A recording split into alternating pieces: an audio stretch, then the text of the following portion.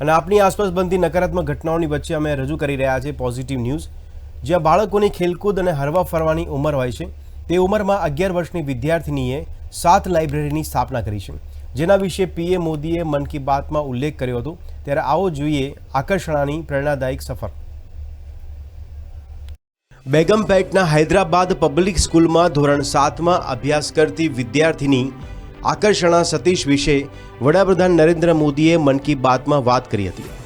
વડાપ્રધાને આકર્ષણા દ્વારા સ્થાપવામાં આવેલા પુસ્તકાલય વિશે પ્રશંસા કરી હતી। આકર્ષણા જણાવે છે કે વડાપ્રધાન દ્વારા તેના પુસ્તકાલયો વિશે વાત કરવામાં આવી તે તેના માટે ખૂબ ગર્વની વાત છે।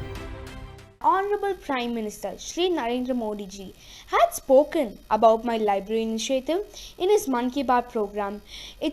It was a dream come true, and I feel a sense of happiness and satisfaction that all my hard work and all the effort that has gone to the library initiative has been finally recognized, and it can be seen as an inspiration for many. 11 વર્ષની આકર્ષણાએ વર્ષ 2021થી લઈને અત્યાર સુધી 7 પુસ્તકાલયોની સ્થાપના કરી છે, જેમાં 5 હૈદરાબાદમાં અને 2 તમિલનાડુમાં બનાવવામાં આવ્યા છે। આકર્ષણા પોતે એક ખૂબ જ સારી વાચક છે। આ લાઇબ્રેરીમાં વૈવિધ્યસભર પુસ્તકોનો સમાવેશ કરવા માટે તેણે પડોશીઓ, સાથી વિદ્યાર્થીઓ અને પરિવારના સભ્યો પાસેથી પુસ્તકો એકત્રિત કર્યા છે। Started during COVID times. We just donated 54 days food to MNJ cancer children. She joined with us and started interacting with the children over there. They were asking for coloring books, and she started 1-2 books as a donating there. Since there are lot of children, so we encouraged her to start sending a message to the apartment friends and also families and school friends. આકર્ષણાએ અત્યાર સુધીમાં લાઇબ્રેરીઓ માટે વિવિધ પ્રકારના 6000 જેટલા પુસ્તકો એકત્રિત કર્યા છે। 2023ના અંત સુધીમાં આકર્ષણા તેલંગાણામાં વધુ 2 પુસ્તકાલયો ખોલવાનું લક્ષ્ય રાખી રહી છે। બ્યુરો રિપોર્ટ, પ્રવેગ ન્યૂઝ।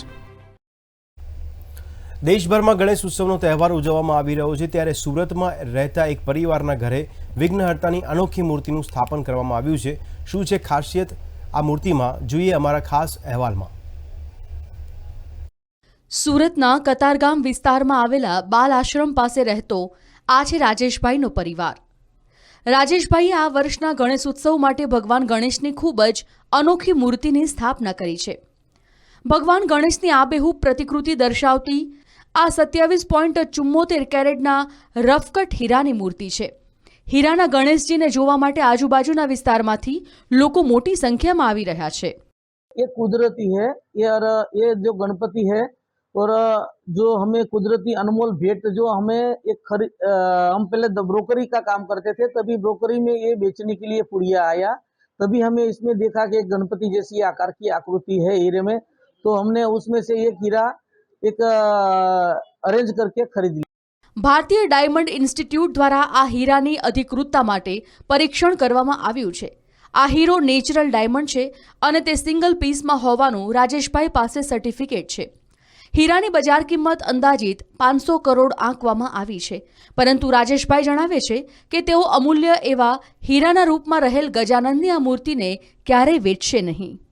कोई भी हो तो उसमें जवली बहुत कम ऐसी मूर्ति होती है जिसकी सूंड जो हो राइट साइड होती है, और इसकी तो कुदरती आकार में जमी राइट साइड की सूंड है ये गणेश जी की। और डायमंड जो होता है वो लाखों साल के बाद बनता है, तो ये कुदरती भेंट लाखों साल पुरानी हमारा घर पे आई है। રાજેશભાઈના પરિવાર દ્વારા આ ડાયમંડને છેલ્લા 16 વર્ષથી સાચવી રાખવામાં આવ્યો છે। તેનું જીવની જેમ તેઓ જતન કરે છે। ગણેશોત્સવમાં હીરારૂપી બાપાનું દૂધથી સ્નાન કરાવે છે। 10 દિવસ પછી તેમને લોકરમાં મૂકી દેવામાં આવે છે। બ્યુરો રિપોર્ટ, પ્રવેગ ન્યૂઝ। પ્રસિદ્ધ લીલાવતી હોસ્પિટલના પ્રમોટર મહેતા પરિવાર દ્વારા ભારતમાં આરોગ્ય ક્ષેત્રે પરિવર્તનનું નવું મિશન હાથ ધરવામાં આવ્યું। મહેતા પરિવાર દ્વારા દેશભરમાં લીલાવતી ફાર્મસી ચેઇન સ્ટોર્સ સ્થાપવાની સાથે ગાંધીનગર ગિફ્ટ સિટીમાં લીલાવતી હોસ્પિટલ સ્થાપવાની કામગીરી પણ હાથ ધરવામાં આવી છે। દેશભરમાં પ્રસિદ્ધ લીલાવતી હોસ્પિટલનો પ્રમોટર મહેતા પરિવાર ગુજરાતનો મહેમાન બન્યો હતો। અહીં તેમણે જાહેરાત કરી હતી કે લીલાવતી હોસ્પિટલ ટૂંક સમયમાં જ ગાંધીનગર ગિફ્ટ સિટી ખાતે શરૂ કરવામાં આવશે। આ પ્રસંગે હાજર લીલાવતી હોસ્પિટલના મેનેજિંગ ડાયરેક્ટર પ્રશાંત મહેતાએ જણાવ્યું હતું કે તેઓ અહીં ગરીબો માટે મફત સારવાર આપવાના છે. આ મુંબઈ પછી અમે પહેલી વખત બહાર અમે ગુજરાતમાં ગિફ્ટ સિટીમાં હવે આ હોસ્પિટલ કરી રહ્યા છે, જે હમણાં અંડર કન્સ્ટ્રક્શન છે અને વર્ષની અંદર ચાલુ થઈ જશે. આ state of the art hospital હશે ગિફ્ટ સિટીમાં, જે 300 બેડની, જેમાં ઓર્ગેનિક ટ્રાન્સપ્લાન્ટ્સ હશે, પછી કોસ્મેટિક સર્જરીઝ, પછી આપણે અલગ કાર્ડિયાક સર્જરીઝ અને હેલિકોપ્ટર સર્વિસીસથી જે પણ ક્રિટિકલ જે પેશન્ટ્સ હશે એને પણ અમે સર્વિસીસ આપશું. આ સિવાય તેમણે લીલાવતી ફાર્મસી પ્રોજેક્ટ અંગે પણ વાત કરી હતી, જે વિશે પ્રશાંત મહેતાએ જણાવ્યું હતું કે લીલાવતી ફાર્મસી પ્રોજેક્ટને વિશ્વ કક્ષાની બનાવવામાં આવશે. તેમાં ડૉક્ટરની પણ સુવિધા રાખવામાં આવી છે. ઓન વર્લ્ડ ફાર્માસ્યુટિકલ ડે આ પહેલી વખત લીલાવતી ફેમિલી અમે ફાર્મસીઝમાં જઈ રહ્યા છે અને ફર્સ્ટ ફાર્મસી અમદાવાદમાં આજે અમે ચાલુ કરી છે, જેમાં બધી જ દવાઓ અને બધું જ સર્જિકલ આઇટમ્સ ને એ જ બધું રહેશે. અમે લોકોને અફોર્ડેબલ રેટ્સમાં કરશું અને અમે ગુજરાતથી અમે પહેલું ચાલુ કર્યું છે, કારણ કે અમે પોતે જ ગુજરાતના છીએ. એટલે અમને વી ફેલ્ટ કે the first thing is to give back to the state of Gujarat. એ હિસાબે અમે લીલાવતી ફાર્મસી આજે અમે ચાલુ કરી છે. લીલાવતી ફાર્મસીના 500 સ્ટોર્સ દેશભરમાં શરૂ કરવામાં આવશે, જેમાં દવાઓ, સર્જિકલ અને તબીબી સાધનોની વ્યાપક શ્રેણી સામેલ હશે. આ વિશેષતા એ હશે કે ભાઈ એક રૂફની અંદર અમને બધા જ જાતની મેડિસિનો અમે અવેલેબલ કરશું, બ્રાન્ડેડ અને જેનેરિક મેડિસિન. એટલે જે પણ કસ્ટમર આવે એને બ્રાન્ડેડ જોઈએ તો બ્રાન્ડેડ, એને જેનેરિક જોઈએ તો જેનેરિક. અને અમે ભાવમાં પણ અમે સૌથી વધારે અફોર્ડેબલ રેટ્સમાં અમે લોકોને આપવાના છે, જ્યાંથી આપણા લોકોને અહીંયા મદદ થઈ જાય. જે પણ પીડિત હોય એ લોકોને ઘણી રાહત મળે. મૂળ બનાસકાંઠાના પ્રશાંત મહેતાના માતા પિતા કિશોર અને ચારુ મહેતાએ 25 વર્ષ પહેલા મુંબઈમાં સુપર સ્પેશિયાલિટી લીલાવતી હોસ્પિટલની સ્થાપના કરવામાં મહત્વની ભૂમિકા ભજવી હતી. મહેતા આરોગ્ય સંભાળ પ્રત્યે પરિવારની અતૂટ પ્રતિબદ્ધતા પ્રતિબિંબિત કરીને વારસાને આગળ લઈ જઈ રહ્યા છે. કેમેરામેન પ્રમોદ સોલંકી સાથે દીર્ઘાયુ વ્યાસ, પ્રવેગ ન્યૂઝ, અમદાવાદ.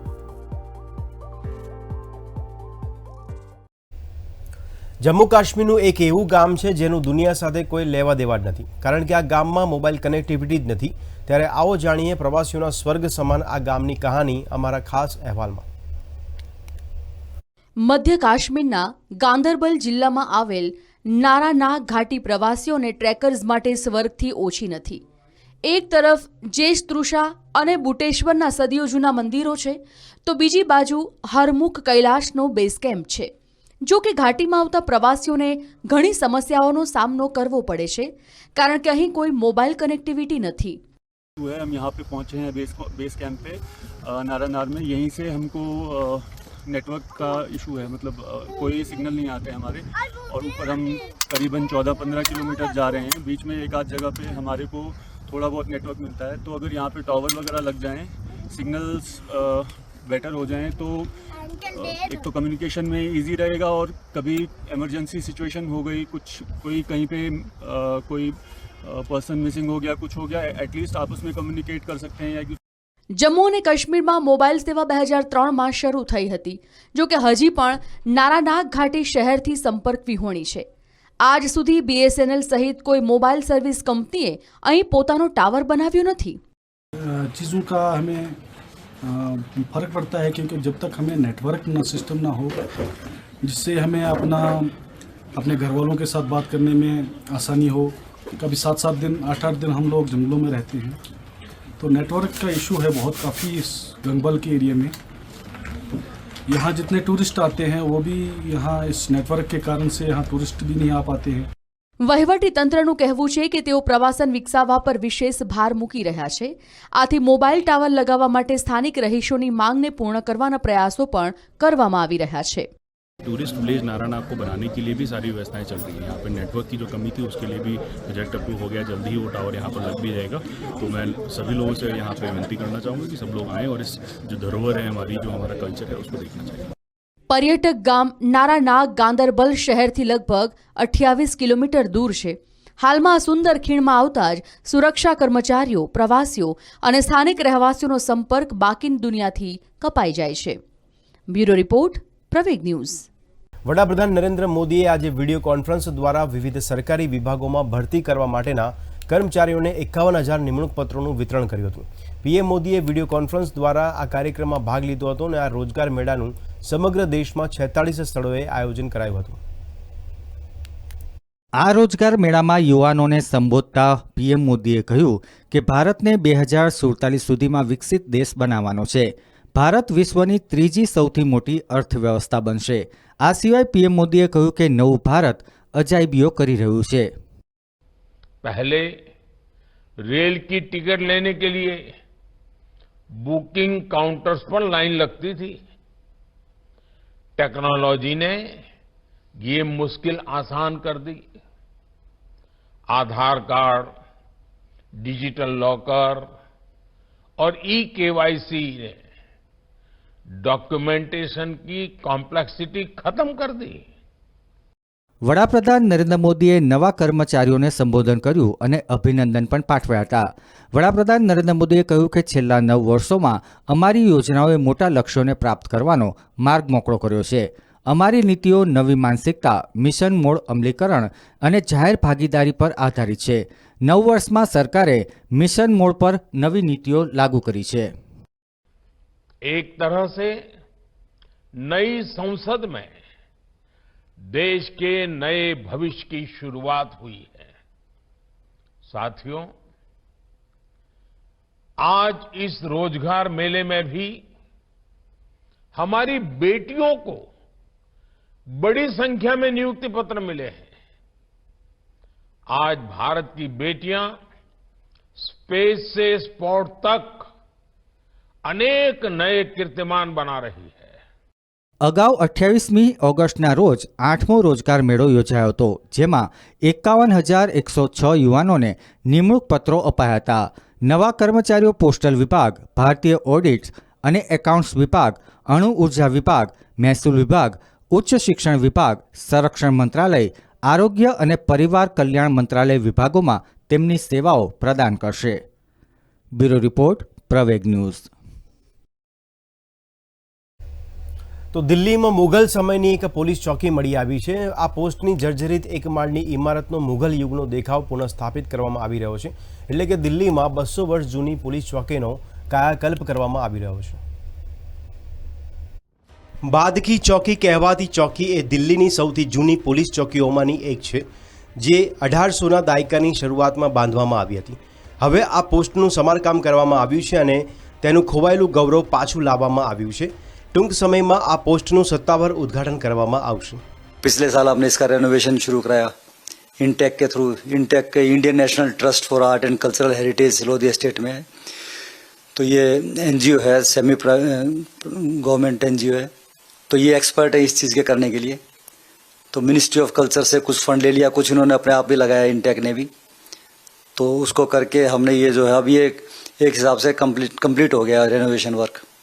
और उसी शेप में लाने की हमने कोशिश की. इंटेक ने जो चूना वगैरह जो उस टाइम यूज होता था, तो इसमें सीमेंट वगैरह यूज नहीं है. इन्होंने 2020 में ऐसे कुछ आए होंगे हमारे पास. फिर हम लोग साइट विजिट किए, फिर हमने देखा कि यस, ये तो जो इसका आर्किटेक्चरल स्टाइल है उससे भी ये 200 साल पुराना लग रहा है. जो आरआर मेसनरी है, जो आर्चेस हैं, जिस टाइप का छत है. दिल्ली पुलिसे 2006 આ જર્જરિત ઐતિહાસિક ચોકી શોધી કાઢી અને ત્યારબાદ તેના પર ધ્યાન આપવામાં આવ્યું હતું. जब ये पता चला कि ये 1800 के आसपास की बनी हुई है और अभी तक भी बची हुई है, हालांकि वो काफ़ी कंडीशन उसकी काफ़ी ख़राब थी, उसकी छत भी आधी गिरी हुई थी. तो फिर यही मन में आता है कि अगर इसको बचा लें तो बढ़िया रहेगा कि उस टाइम इतिहास आगे फ्यूचर में जाते समय हमें इतिहास के साथ जुड़ के जितना रहेंगे तो और बढ़िया तरीके से हम अपने भविष्य में जा सकते हैं. આ યોજના અંતર્ગત ઉદ્ઘાટન બાદ પોલીસ ચોકીને લોકો જોવા માટે આવી શકે તે માટે ખુલ્લી મૂકવામાં આવશે.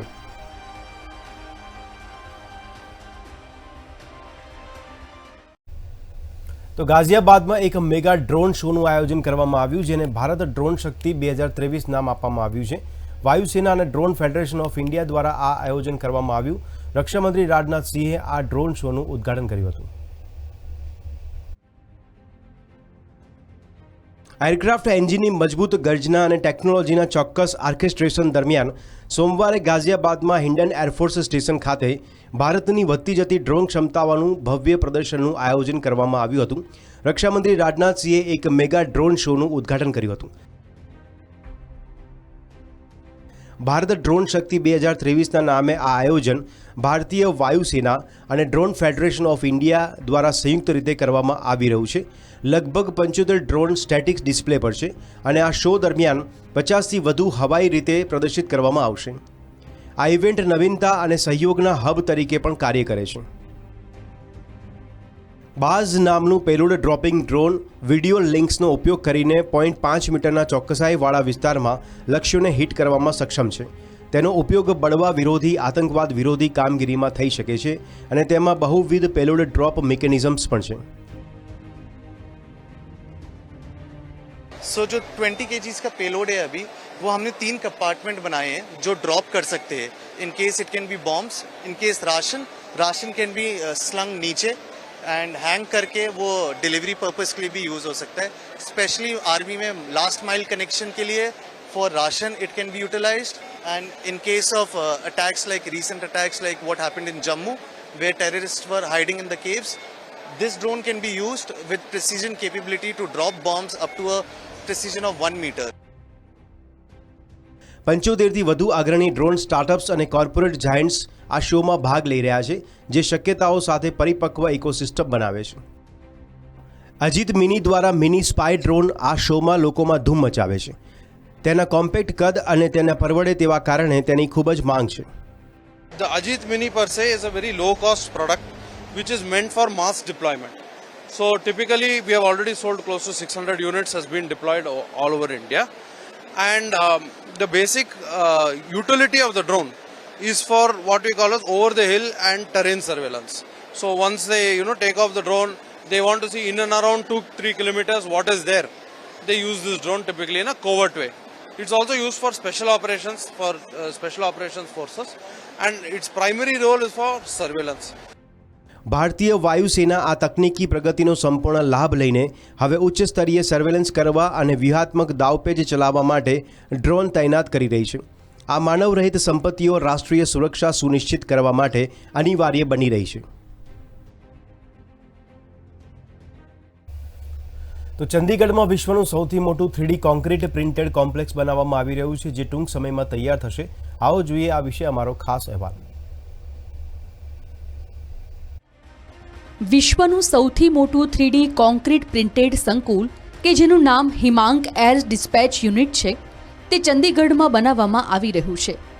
બોર્ડર રોડ ઓર્ગેનાઇઝેશને આ અનોખી 3D પ્રિન્ટેડ ઇમારત બનાવવા માટે લાર્સન એન્ડ ટુબ્રો સાથે ભાગીદારી કરી છે. બીઆરઓના મહાનિર્દેશક લેફ્ટનન્ટ જનરલ રાજીવ ચૌધરીએ રવિવારે ઘટના સ્થળની મુલાકાત લીધી હતી. This is going to be the world's largest 3D complex. So that is the kind of work which is being done. And the Merlin machine what is being used here for 3D printing is the largest machine in the world which has been erected indigenously. All the software which is running this process is being made by our people, Indians. આ કેમ્પસમાં 6 ઇમારતો બનાવવામાં આવશે. તેમાંથી 5 3D printing ટેકનોલોજીનો ઉપયોગ કરીને બનાવવામાં આવી રહી છે. અહીં પ્રિકાસ્ટ ટેકનોલોજીના આધારે બિલ્ડિંગ બનાવવામાં આવી રહી છે. Told and promised by L&T representatives that they will finish this certainly by November end or maybe mid-December. That's right. So that will be a major breakthrough in the building construction domain. અહીં climate responsive ઇમારતો બનાવવા માટે સૌર optimisation અને building સિમ્યુલેશનની સાથે 3D printing ટેકનોલોજીનો ઉપયોગ કરવામાં આવી રહ્યો છે. 3D પ્રિન્ટેબલ કોન્ક્રીટ બિલ્ડિંગને ચંદીગઢની આબોહવા અનુસાર બનાવવામાં આવી રહ્યું છે. બ્યુરો રિપોર્ટ, પ્રવેગ ન્યૂઝ. હરિયાણાનો ભિવાની જિલ્લો બોક્સર્સ માટે તો પ્રખ્યાત છે જ, પરંતુ હવે ભિવાનીનું અલખપુરા ગામ આંતરરાષ્ટ્રીય સ્તરે ભારતનું પ્રતિનિધિત્વ કરનારા યુવા મહિલા ફૂટબોલર્સ માટે પણ નર્સરી તરીકે ઉભરી આવ્યું છે. જુઓ અમારો વિશેષ અહેવાલ.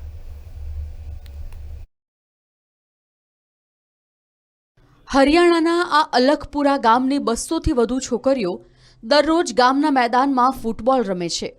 આમાંથી ઘણી છોકરીઓએ ફીફા અંડર 17 વર્લ્ડ કપ સહિતની આંતરરાષ્ટ્રીય સ્પર્ધાઓમાં ભારતનું પ્રતિનિધિત્વ પણ કર્યું છે. ફૂટબોલ ખેલાડી નેહાએ ફીફા અંડર 17 વર્લ્ડ કપમાં ભારતનું પ્રતિનિધિત્વ કર્યું હતું. તેને પોતાના ગામ પર ગર્વ છે અને નેહાને આશા છે કે સરકાર આવનારા સમયમાં તેમના ગામની ખેલાડીઓને પ્રોત્સાહિત પણ કરશે. अगर सरकार थोड़ा हेल्प करे तो अच्छा होगा प्लेयर के लिए भी, और थोड़ी डाइट की समस्या भी आती है. हमारे गांव में खेलते हैं तो थोड़ा डाइट का समस्या रहता है, और स्कॉलरशिप आता है उससे इतना नहीं हो पाता कि हम अच्छे से डाइट ले सकें. हमारे शूज़ वगैरह सब आता है उन पैसों से. तो थोड़ा सरकार हेल्प करे तो प्लेयर के लिए और भी लड़कियां निकलेंगी गांव से आगे खेलने के लिए. આ છે ગામના રહેવાસી સુરેશ કુમાર, જેમની દીકરીઓ પણ ફૂટબોલ રમે છે. તેમણે કહ્યું કે સરકારે ગામમાં ઇન્ફ્રાસ્ટ્રક્ચર વિકસાવવું જોઈએ, જેથી ભવિષ્યમાં વધુ સારા ફૂટબોલરોનું નિર્માણ થાય અને દેશનું નામ પણ તેઓ રોશન કરે. मैं ग्राउंड के बारे में सरकार से एक मांग करता हूं कि यहां से इंटरनेशनल बच्चे जो अभी सेफ गेम में इंडिया टीम में गई हुई हैं 2 बेटियां, और अंडर 17 जो उसमें भी एक बेटी खेल रही है, तो मैं सरकार से यही मांग करता हूं कि हमारे यहाँ से इंटरनेशनल बेटियां जो बाहर जा रही हैं खेल रही हैं, लेकिन यहाँ सुविधाओं की बहुत ही ज़्यादा कमी है. हम इंटरनेशनल सुविधाएं नहीं कह सकते, लेकिन नेशनल लेवल की सुविधाएं अगर सरकार यहाँ देगी तो यहाँ से और भी अच्छे परिणाम आएंगे, और हम जो किसी को निराश नहीं होने देंगे कि यहाँ से बेटियों ने जो खेलना शुरू किया था वो दिन दुगनी रात चुगनी करेगा अगर सरकार और ज़्यादा सहयोग करेगी तो हमारा. અલખપુરા ગર્લ્સ ટીમનો ફૂટબોલમાં રેકોર્ડ શાનદાર રહ્યો છે. 2 વખત સુબ્રતો કપ જીતવા સિવાય તે 3 વખત સુબ્રતો કપની સેમીફાઇનલમાં પહોંચી છે. બ્યુરો રિપોર્ટ, પ્રવેગ ન્યૂઝ. ચીનના હાંગઝોમાં ચાલી રહેલ એશિયન ગેમ્સમાં ભારતીય ખેલાડીઓ ઉત્કૃષ્ટ દેખાવ કરી રહ્યા છે, ત્યારે શૂટિંગમાં સિલ્વર મેડલ વિજેતા રમિતા જિંદાલના માતા પિતાએ તેની સફળતા વિશે વાત કરી હતી. રમિતા જિંદાલે મેહુલી ઘોષ અને આશી ચોકસી સાથે મળીને ચીનના હાંગઝોમાં 19મી એશિયન ગેમ્સમાં મહિલા ટીમમાં સિલ્વર મેડલ અને 10 મીટર એર રાઇફલ ઇવેન્ટમાં બ્રોન્ઝ મેડલ જીત્યું હતું. આ સિદ્ધિ પર રમિતા જિંદાલના માતા પિતા ખૂબ જ ગર્વની લાગણી અનુભવે છે. રમિતા અભ્યાસ અને પ્રેક્ટિસ બંનેનું સંતુલન કરીને આગળ વધી રહી છે. રમિતાના પિતા અરવિંદ જિંદાલ જણાવે છે કે રમિતાએ પ્રેક્ટિસનો એક પણ દિવસ ચૂક્યો નથી. बरसातों में हमें याद है कि हमारे जूते को अगर गारे में घस जाते थे, इस तरह से हमने उसको स्कूटी पे मोटरसाइकिल पे हम छोड़ने जाते थे, स्लिप हो जाती थी स्कूटर मोटरसाइकिल, लेकिन उसने उस बच्ची में जुनून था कि हाँ मुझे मिस नहीं करना. आज 365 दिन थे, 365 दिन उसे शूटिंग की. जब वो 10th में थी और जनवरी में वो केरला से वापस आए थे हम, और तब उसने बुक्स उठाई थी, ऑनलाइन स्टडी की थी उसने, और 96% उसने 10वीं में नंबर लिए. રમિતાની માતા સોનિકા જિંદાલ કહે છે કે તેમની પુત્રી હંમેશા ખૂબ જ મહેનતુ અને કારકિર્દી લક્ષી રહી છે. उसके लिए करियर के लिए वो पूरी फोकस्ड है. मतलब करियर में हम कह सकते हैं कि वो सिंसियर है शुरू से ही. मतलब पहले स्टडी में भी पूरे A1 टॉप में रहती थी. अब भी मतलब अच्छा है उसका BCom सेकंड ईयर. રમિતાનું હવે આગામી મિશન ઓક્ટોબરમાં ઓલિમ્પિક માટે ક્વોલિફાય કરવાનું છે. બ્યુરો રિપોર્ટ, પ્રવેગ ન્યૂઝ. દેશમાં અનેક પ્રકારના વ્યક્તિઓ હોય છે. કોઈક જૂની વસ્તુઓનો સંગ્રહ કરે છે તો કોઈક જૂની નોટોનું કલેક્શન કરે છે. ત્યારે નવા વાડદમાં રહેતા અને વ્યવસાય એડવોકેટ તરીકે કામ કરતા પ્રકાશચંદ્ર સોની 786 નંબરની નોટોનું કલેક્શન કરવાના શોખીન છે. તેઓ નોટોની સિરીઝમાં 786 આવે એટલે તે નોટને રાખી મૂકે છે. આવી 1-2 નહીં પરંતુ 3000 નોટોનું મોટું કલેક્શન ધરાવે છે. તેમણે વર્લ્ડ રેકોર્ડ કરવામાં પાછા 2000ની નોટબંધીએ બ્રેક લગાવી છે. રૂપિયા 2000ની નોટોમાં 786 હોય તેવું મોટું કલેક્શન ધરાવતા એડવોકેટ પ્રકાશચંદ્ર સોની દુઃખી થઈ ગયા છે.